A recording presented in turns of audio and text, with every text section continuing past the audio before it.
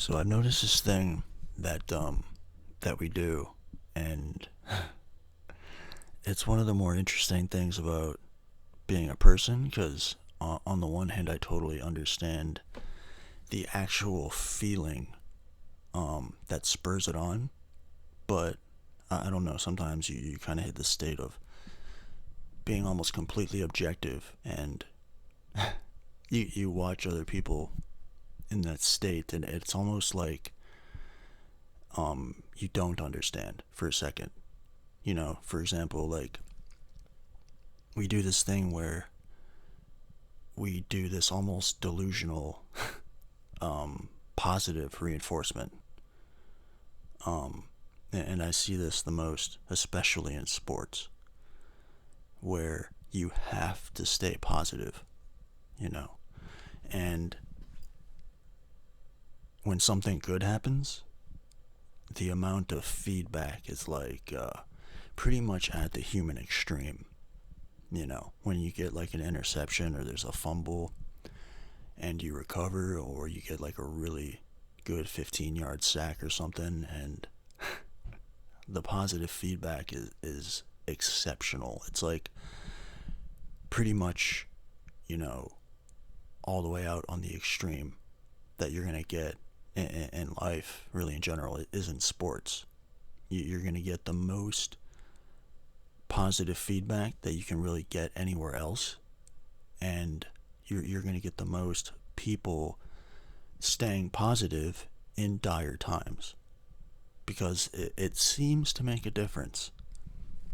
It seems to matter, obviously, because if it didn't matter, nobody would do it. But like we feel very much that we need to do that. And you have these slogans, you have these things that you can't help but utter, keep your head up type stuff, and this stuff feeds down back into the general culture, and it just becomes stuff that you say in a number of situations, but obviously not as let's say delusional. Delusional is kind of a judgy term, but it fits. It definitely fits. And then win or lose, you have to come up with the well, let's say in a situation where you lose, you have to come up with a statement that is as complimentary as possible while still recognizing that you lost. And it has to transmit hope into the next game. It's like you don't just say, we absolutely sucked. I mean, sometimes you'll see that, and maybe in like a particular sort of blowout, or like when you sucked so bad that it's just so obvious there's really no sugarcoating it.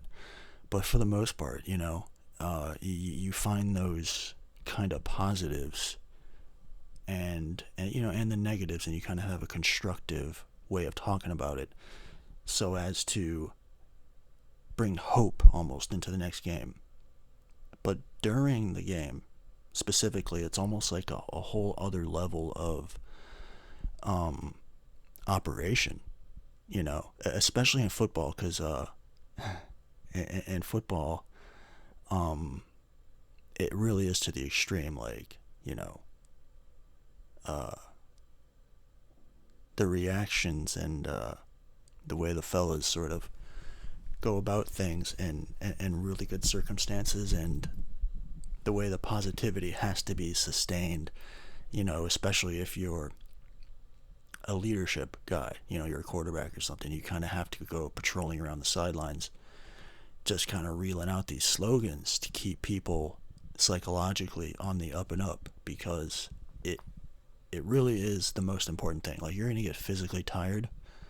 That's just true.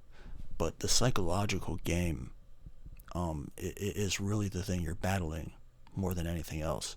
Like, before you even get on that field, you have a preconceived notion of the other team. And it really boils down to something all humans deal with in day-to-day life, but especially in sports, because it's like this, you know, uh, really clear set of rules. Like everybody knows what's going on, everybody knows what's happening. There is no confusion whatsoever. Ever. Everybody is fully aware of what this is and what's supposed to happen. Unlike in life, there's still plenty of questions about what's actually going on. But in a game, it doesn't matter what the questions of humanity are and whether or not there's a god and all this stuff. Like, you're just playing football, or do you just playing basketball? So as far as you're concerned, that's all that matters. That's all that exists. And if you can get into that headspace, like truly plug into that shit, you will be at the peak of your game. Truly. It's almost like really buying in, but like I was saying, it really is this situation of you influencing the world versus the world influencing you. If you go out onto a football field and your head is thinking about what that other team is going to do to you, you will not be at your physical best, which is strange. You will not move with the same authority. But if you are thinking about what you will do to that other team and you're keyed up to do that, you move faster, stronger, and better and quicker. It's a strange back and forth, because then when the game starts and it's going on, you may enter the game with that state of mind, but the other team also is entering the game with that state of mind.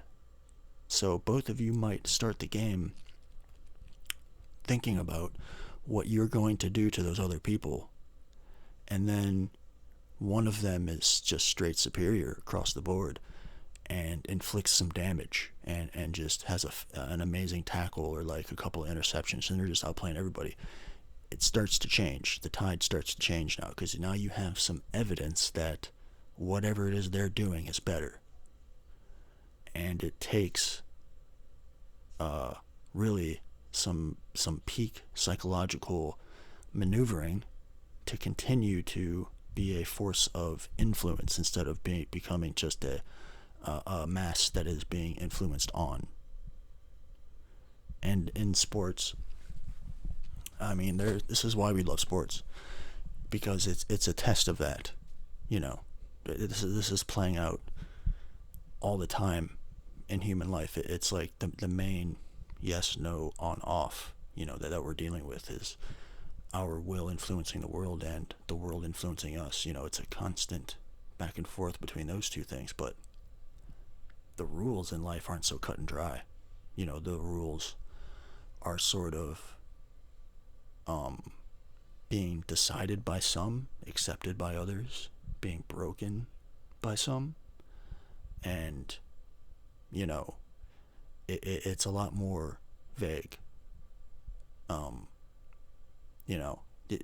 It can always conceivably cross one's mind that in life there is a better way. It's conceivable that this whole time you were doing it wrong and you should have been doing it another way, and you still don't know what that is. There's a chance that you could make a decision that is catastrophic, and you don't know that. How are you supposed to know that? And not so much in sports, because even if you do make a catastrophic decision, there's another game to which you know the rules, and if it gets so bad that it starts to threaten your career, then there's probably been a momentum building for a while without adjustment. But you can always adjust in sports. If you lose a game, and that's the thing too, a team can go 4-0 and be riding high on that, and then lose a game, and that can change them for the rest of the season, because that image of perfect is always there. It would be nice to have a perfect season. Of course it would. It would be beautiful to blow everybody out, win every game, go straight through the playoffs, win the Super Bowl, shut everybody out, Nobody scores a point.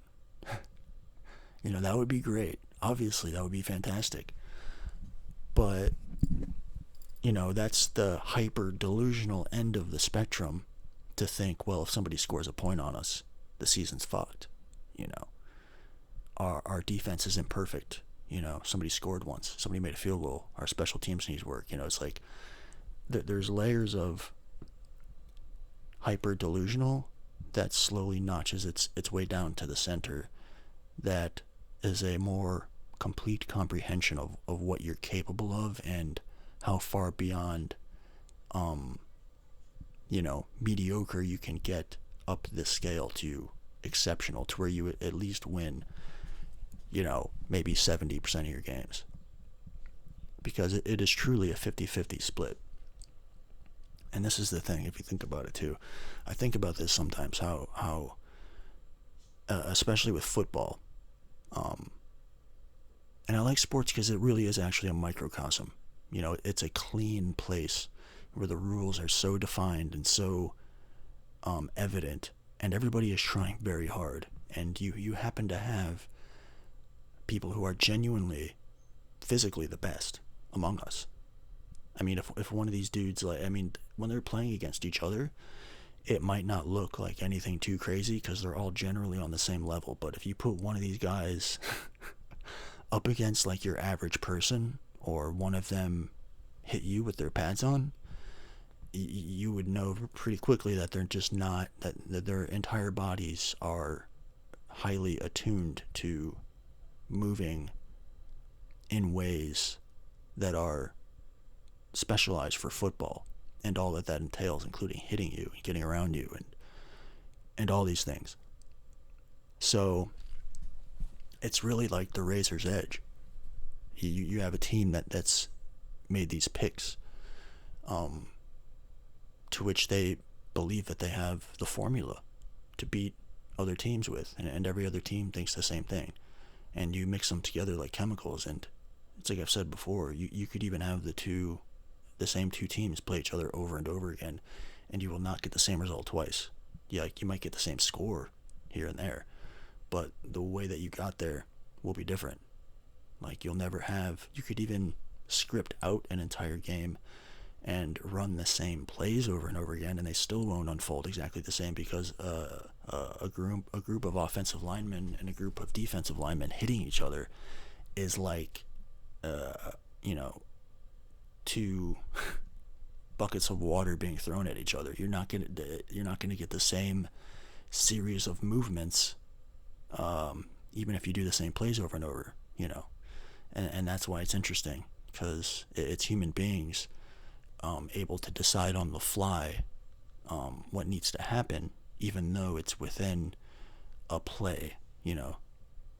Like you run a specific play on offense, but you still have to account for spontaneity, and that's impressive when you can pull that off. It's like, and that's why we watch, and the stakes are a little bit lower than the Colosseum in Rome, obviously, but that's the same reason they watched. I mean, people were dying at that point, but they were watching for the same reason. You have this event where these things are happening that are pre-scripted. The lions come out at a certain time, a certain group of people comes out at a certain time to fight these other people. But what actually happens is TBD, yet to be determined. Who knows? And that's what football's like. And when you look at these giant stadiums, to me, that's a beautiful sight. If you have a civilization that has sports, and not only sports, but highly specialized and organized and highly invested into sports, that are successful year after year, generating huge revenue, millions of people watching, that's kind of a sign that you have a lot of the basics covered, and you're in excess territory where people can kind of spend their time. Imagine spending calories on a sport, and not only spending calories, but money and all these things, and time. We are well beyond being on the edge of survival. Obviously it's a spectacle that entertains yes, primal parts of us, but it is kind of unlocked further down the spectrum. You know, it's like if you had the most rudimentary civilization, like a little group of people in a small village, yes, you would play games. And yes, those games would be available and played only when everything else is covered. But the fact that it can complicate and grow is a mark that that particular group of people playing those particular games have been around a while. So it's a mark of success, you know. So I've always thought about, like I was saying earlier, a situation where you have a quarterback who throws a football towards, at minimum, when you have an offensive player and a defensive player, towards both of them. You know, he is trying to hit, you know, his teammate. He's trying to get his guy to catch it, but he's generally throwing it towards two guys. Sometimes it's double coverage, but more often than not, his teammate catches the ball. And if you think about, in terms of probability, you would figure, when you have two guys or one guy and two defenders in the general area of a thrown football, you would figure the probability of one of the defenders catching the ball and getting an interception would be a lot higher.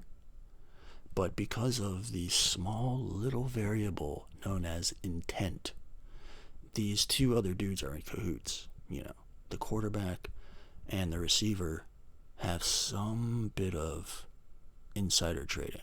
You know, they know the play. They know who receiver A is, B, and C. He knows he's the third receiver on the read, or the second or the first. He knows when to look back. He knows when, generally, that ball is in the air because they've practiced it many, many, many times over and over again. So just because of that little extra intent between the quarterback and the receiver, the ball is far more often caught by the receiver over the corners or the safeties or the linebackers, which is insane if you think about it. It just shows how powerful it is to have some amount of cooperation and alignment between two people. It greatly increases your odds of catching the ball, so to speak. And it's kind of rare to get an interception. Like if you get one or two every handful of games, like you're really good. You're a really good defender. But a wide receiver can get 4 or 5 catches a game, 8 catches a game for over 100 yards and not have one ball picked, you know.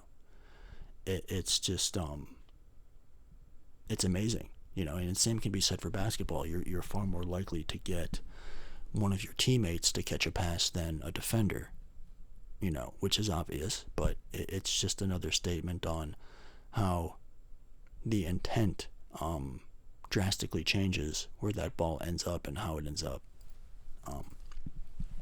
In sports, like I said, relies heavily on positive reinforcement. And it seems to be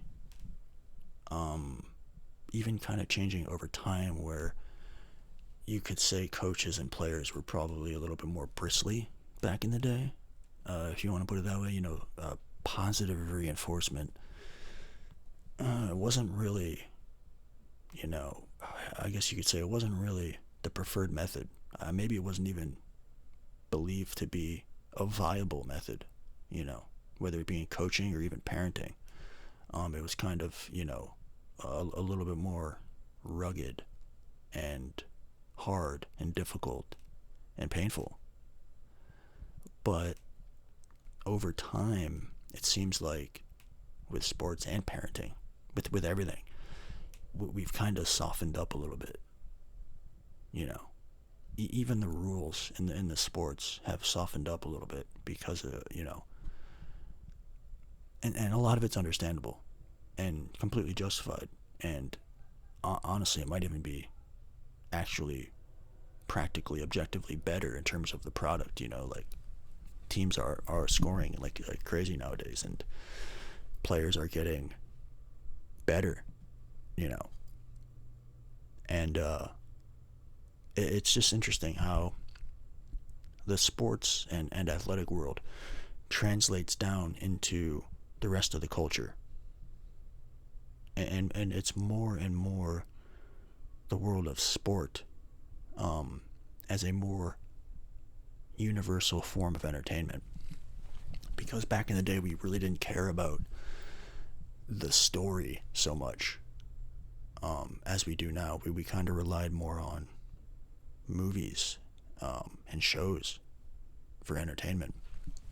But that's kind of had a precipitous fall over the last 15 years, and it might pick up steam again. You know, you might have another era of amazing movie stars, but you're just not really getting your classic Tom Cruises and Arnold Schwarzeneggers and Brad Pitts and Johnny Depps anymore. You know, I mean, there's some good guys and gals out there that, but it's not quite with the same oomph as it used to have. These people seemed like very rare talents, and they were, and they are. But entertainment is drifting more toward sports, where even the players are part of a much larger story, and people want to know, and people follow it, and it's becoming more and more a source of storied entertainment, which is pretty efficient if you think about it. And I don't think anybody really planned that. It just kind of happened. And you would be pretty amazed to find how extensive the stat keeping and analytics and theorizing and storytelling of sports is on the internet. And it's good. I mean, Sports Center seems like an archaic, just old thing now compared to what's on the internet. Like, the product is just so much better, which can be said for a lot of things, to be honest, including podcasts and the news and information. Like, you can find out, like, Vietnam, during old Vietnam, there was a lot of war correspondence and footage and stuff that made it to the news, and people got to see that from time to time. But the amount of footage you can find that's readily available, and analytics from a person who knows what they're talking about, like in Ukraine, is extensive. Like, you can be an absolute expert. You can be up to date on the lines day to day and be watching drone footage and footage from soldiers' cameras. And you can get a very good feel for what's happening in a way that was just not even possible back in the day. Like, there's nobody standing in front of a camera, with some action in the background with them kind of ducking around and holding the helmet, trying to tell you what's going on. Like, it's not just unitary like that. I mean, that does exist still, but it's nowhere near the main thing that people are paying attention to. And it's effectively turning war, at least from the perspective of the U.S., because that's where I live, into a highly, into a situation where you can be quite a spectator and a commentator, even if it's just among other people who are paying attention. And that's actually kind of true for the entire world, to be honest, because everybody has a bit of a camera and a microphone, and they can walk around their capital city or some small town in Poland or Germany or even Ukraine or anywhere and tell you exactly what's happening. And you can get quite a array of feeds, let's say, from so many different places and get a pretty decent picture of what's going on. It's actually kind of easy to predict world events these days. They're not mysterious at all. Like, when shit happens, I'm like, yeah, inevitable, called it 6 months ago. Totally new. It seems like it was implied. Like it's so easy to know the general temperature and the general snapshot of the cultural and societal momentum of a place with just the internet. Like you can actually kind of feel the soul of a place in a weird way. I mean, especially in the U.S., because obviously I pay the most attention to the U.S., but it's almost like I have that covered, you know, to where I can pay attention to other places too. And that shit makes a difference. The stuff people say makes a difference. And it's kind of a surreal feeling to listen to and watch things happen that are massive, truly historic events, and they just kind of come and go. They just kind of slip on by, and then your fixation immediately goes to the next thing and how that fits in, and seats itself as a puzzle piece with the thing that just concluded. And you can continue to see a line and continuation of events being resolved and other ones started, and how they fit together and where things are going, and it's pretty amazing too. Like I was saying a while ago, time is moving faster because information is moving faster. Time and events are only as fast as information can go.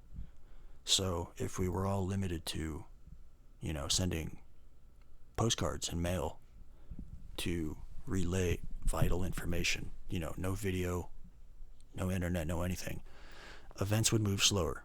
It would take far longer to start readying troops and preparing for war if that information took far longer to gather and put together and send and disseminate and all that and get it to where it needs to go. But that happens almost instantly now. And that's one of the more rudimentary examples. It's across the board. When you can take video of something that's happening right around you and put it on the internet, and other people can see it, and millions of people have that ability, you get a much stronger general sense of sentiment and opinion shaping and effectively reality shaping, because it's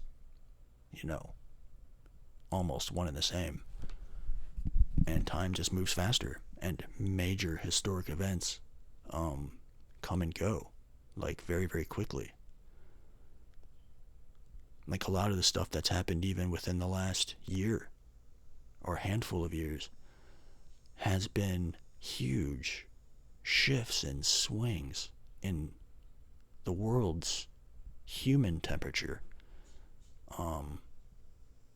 in terms of wars and conflicts and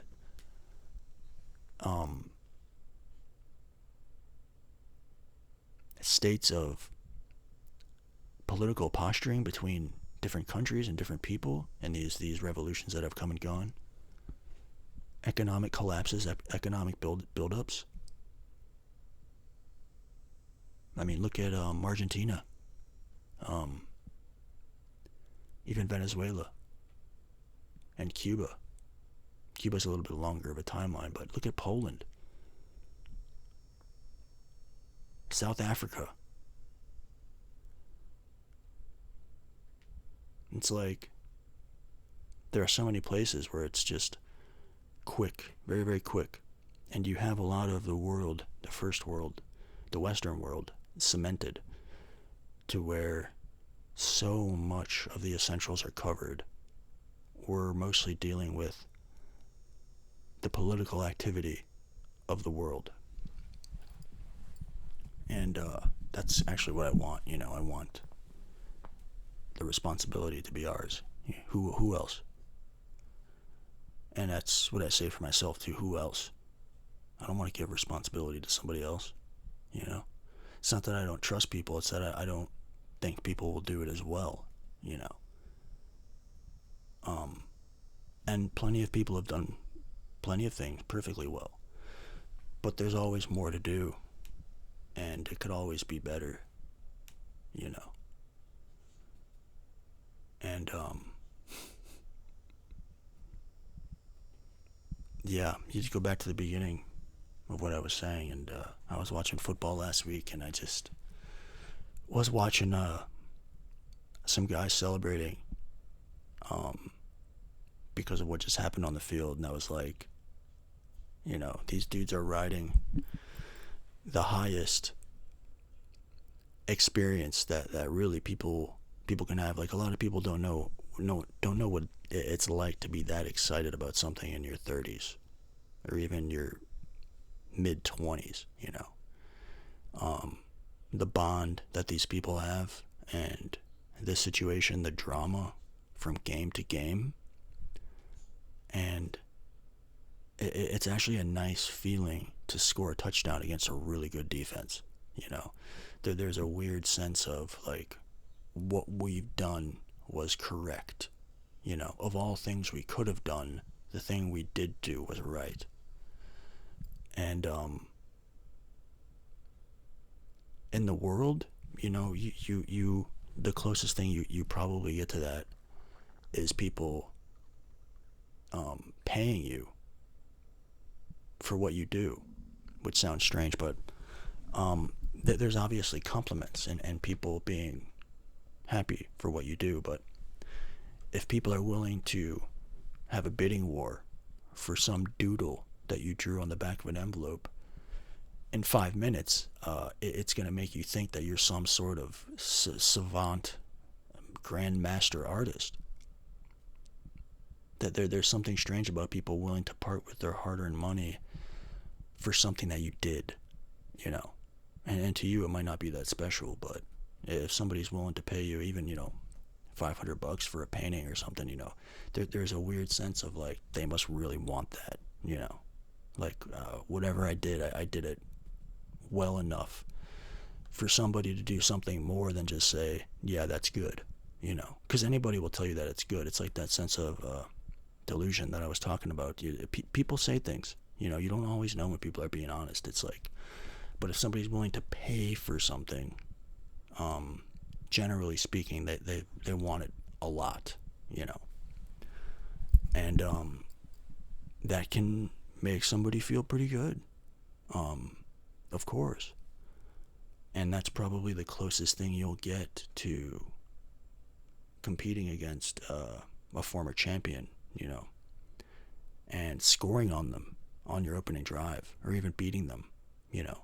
And there are these ups and downs throughout the season, because you might get your ass kicked by a shitty team the next game. And that's the thing too. That's why people love these sports so much, including me. It's like that there is a sense of momentum, but you still don't know exactly what's going to happen. It truly speaks to those deepest parts of reality that confound us. And that might sound like it's making a mountain out of a molehill, but it's not, you know. These people are so plugged into this game, they don't have to worry about the fundamentals of reality, and they don't have to worry about these things because they know it's a game and they know the rules.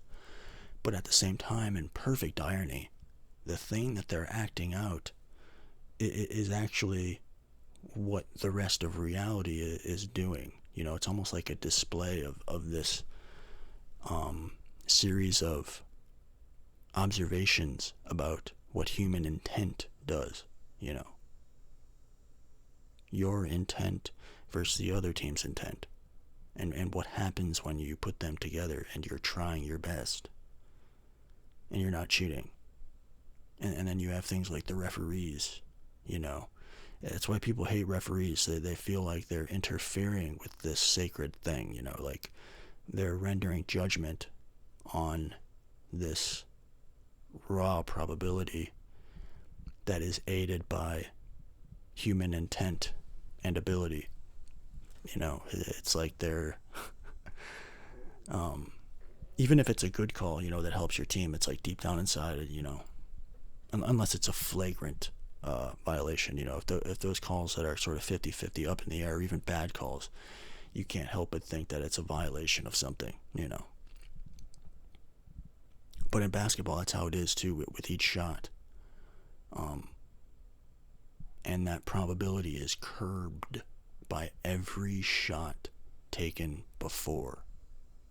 It's all evident in that 36,000th jump shot. All previous shots are stored in that person. So it's not so random as just lobbing it up there.